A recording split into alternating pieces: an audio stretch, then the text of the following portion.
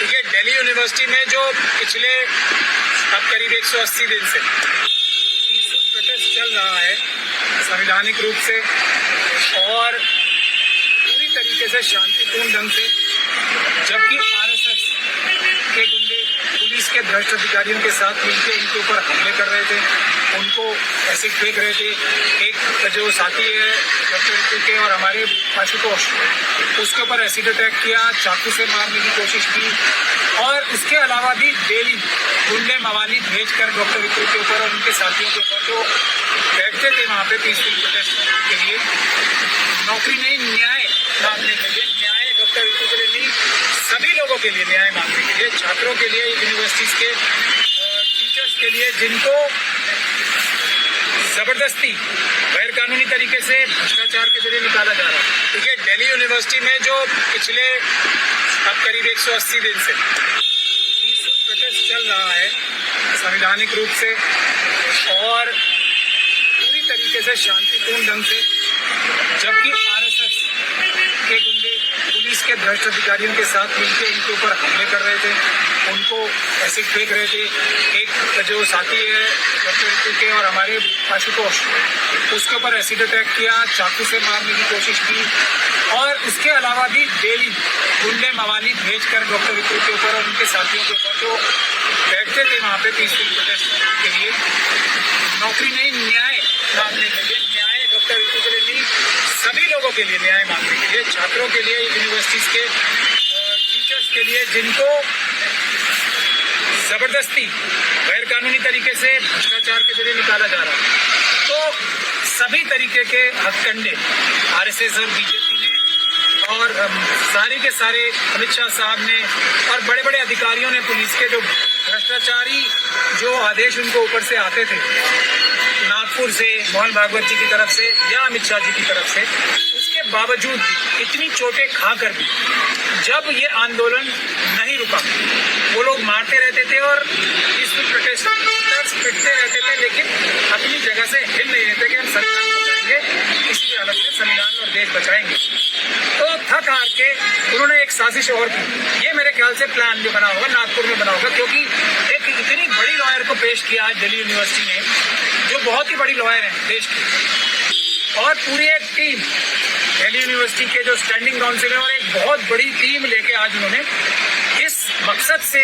High court में case डाला था कि पुलिस के जो भ्रष्ट अधिकारी हैं वो ऑलरेडी इतना जुल्म कर रहे हैं, लेकिन शायद वो ये चाहते थे कोर्ट से कि शूटेड साइड का ऑर्डर कोल्ड कर देगा और ड्रोन के जरिए आंसू गैस छोड़ने का जो है ऑर्डर ये हाईकोर्ट कर देगा इनको। इस मकसद से उन्होंने एक केस डाला। तो बड़ी ही खुशी की बात है कि आज यहाँ पे ड्रोन से हमले कराने की साजिश जो दिल्ली यूनिवर्सिटी की भ्रष्ट डॉक्टर हैं, वाइस चांसलर हैं और वाइस जो 3-4 प्रिंसिपल्स हैं, दौलत राम कॉलेज की तो है ही, वो तो एक एस्टैब्लिश्ड क्रिमिनल है, उनके खिलाफ चार्जशीट फाइल हुई है फोर्जरी और फ्रॉड करने की। उसके अलावा हिंदू कॉलेज, उसके अलावा दौलत राम कॉलेज, दौलत राम, हिंदू, करोड़ीमल और ऑफ कोर्स हंसराज कॉलेज, ये 4 प्रिंसिपल्स ने साजिश करके आरएसएस के हाईएस्ट लेवल से, ये बात मैं इसलिए अंदाजे से कह रहा हूँ क्योंकि इतनी बड़ी वकील आज पेश हुई इसमें जो सीनियर काउंसिल में है, तो उन्होंने सबने बेसिकली ये कहा था कि इनके ऊपर, और तो आज वो ड्रोन से हमला कराने की साजिश नाकाम हो गई डॉक्टर रितु के पीसफुल प्रोटेस्ट पे। आज वो डायरेक्ट रबर बुलेट्स नहीं, पैलेट बुलेट्स नहीं, डायरेक्ट जो लाइव बुलेट्स थी वो चलाने की जो साजिश की थी आरएसएस और अमित शाह साहब ने दिल्ली यूनिवर्सिटी के भ्रष्ट अधिकारियों के साथ मिलकर, वो पूरी तरीके से नाकाम हो गई और कोर्ट ने बहुत अच्छी टिप्पणियां की। असल में वो कह रहे हैं कि असल में कोर्ट ने ये टिप्पणी की पहले कि ये तो डॉक्टर रितु को हमारे पास आना चाहिए था, ये तुम लोग क्यों आ गए हो, इस चीज से तो डॉक्टर रितु अग्रीड है, ये टिप्पणी की सबसे पहले अदालत ने। और उसके जवाब में मैंने कहा कि जनाब ये माय लॉर्ड्स हम कितने केस करें, हमारे रिसोर्सेज बहुत लिमिटेड हैं, और उसके बाद पूरी ताकत लगाई ये सीनियर एडवोकेट ने, तरह तरह की बातें की, पूरा बताया ये ऐसे ऐसे बयान देते हैं, बाहर से लोग आते हैं, बाहर से लोगों के बारे में बहुत देर तक बहस की। तो जज साहब ने उन्हें संविधान पढ़ के सुनाया, जो हम सब आप सबको पढ़ के सुनाते हैं कि भारत देश का संविधान जो आर्टिकल 19 है वो ये कहता है कि देश का हर एक कोना हर एक नागरिक के लिए खुला हुआ है, और स्टेट जो है यानी कि गवर्नमेंट जो है, जो नौकर है देश की जनता की, वो ये इंश्योर करेगी कि किसी को भी कहीं भी देश के किसी भी हिस्से में जाने में कोई परेशानी ना हो। ऐसी टिप्पणियां साहब ने की। और दूसरी बात, ये किसान आंदोलन के लिए भी बड़ा एक बूस्ट मिलेगा। जज साहब ने कहा कि बाहर से कोई आ रहा है तो उसको आने दो। जज साहब की ओरल ऑब्जर्वेशन थी आज, जो बहुत ही महत्वपूर्ण है। आज एक बहुत बड़ी कामयाबी का दिन है। तो जितने भी साथी जो लोग आ रहे हैं, तो उनको हम ये इंफॉर्मेशन देने के लिए लाइव करके आज कोर्ट में आरएसएस और बीजेपी, अमित शाह साहब, दिल्ली पुलिस के भ्रष्ट अधिकारियों को और वाइस चांसलर, रजिस्ट्रार, प्रॉक्टर और 4 दिल्ली यूनिवर्सिटी के प्रिंसिपल्स को, जिसमें हंसराज, किरोड़ीमल, हिंदू और दौलतराम ऑफ कोर्स, मिरांडा, ये शामिल हैं, उनको मुंह की खानी पड़ी और कोर्ट ने उन्हें एकदम उनकी कोई भी दलील मानी नहीं कि पुलिस को सख्त कार्रवाई करने के ऑर्डर किए गए। I really pay my heartful thank आपके सामने जो शख्सियत खड़ी है एडवोकेट महमूद प्राचार्य, ये इनका बड़प्पन है जो एक दूसरे को सीनियर और बड़ा वकील कहते हैं, और वाकई में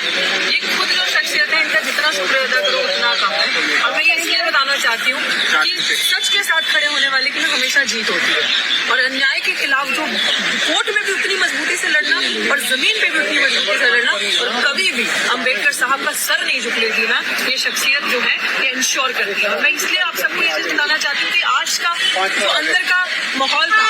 लिटरली वो यही ऑर्डर चाहते थे कि पुलिस को शूट एंड साइड के ऑर्डर दे। वो बोलती रहेगी काउंसिल उनकी कि ऑर्डर दे दे, लिख ले। वो ये चाह रहे थे कि पुलिस स्ट्रैटेजी थी कि हमारे आने वाले अपकमिंग प्रोटेस्ट में गोली मारने का ऑर्डर दे।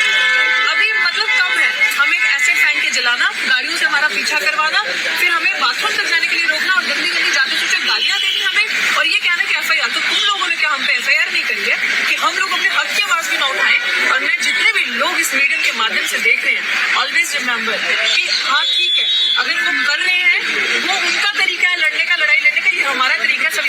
संवैधानिक तरीके से लड़ाई लड़ने का। वो एंटी कॉन्स्टिट्यूशनल लड़ाई लड़ते हैं और संविधान को आगे रख के लड़ाई लड़ते हैं। और ये जो आज हुआ है, इसमें पुलिस पूरी शामिल थी। ये पुलिस की सूझबूझ से और यूनिवर्सिटी की आपसी मिली साजिश था कि आपको पार्टी बनाते हैं और आपको कोर्ट से ऑर्डर दिलवाते हैं। ये सोचते हैं कि हम बेवकूफ हैं, हमें इनकी चाल समझ नहीं आएगी। और सर, जो आपने कहा कि 5 कॉलेज के सिग्नेचर्स, कैन यू बिलीव कि यूनिवर्सिटी, दिल्ली यूनिवर्सिटी कितना बड़ा क्रिमिनल रोल प्ले करी है कि एक क्रिमिनल जो कि खुद एक्यूज है इस केस में, वो भी साइन कर रही है उसमें कि हमें डिस्टर्बेंस हो रही है। मतलब उसकी खुद की हैसियत जेल के अंदर बैठने की है, वो इस लायक भी नहीं है कि वो प्रिंसिपल की कुर्सी पे बैठ सके। जस्ट दैट कि तुम उस अपॉर्चुनिटी, इस समय सरकार तुम्हारी है, उन लोगों की तुम हो दलाल, तो इसलिए तुम उस कुर्सी पे बैठे हो। और मैं अंत में यही कहूंगी,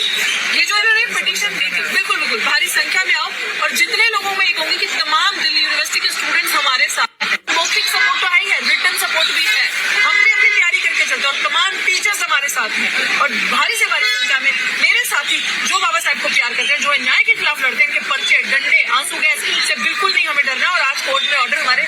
सपोर्ट में आ चुके हैं, लेकिन हमें शांतिपूर्वक तरीके से बार-बार पाल साहब जैसे कहते हैं कि पीसफुल प्रोटेस्ट, कि अगर पीस हम भी करना हो तो बाबा साहब कर लेते हैं। तो बाबा साहब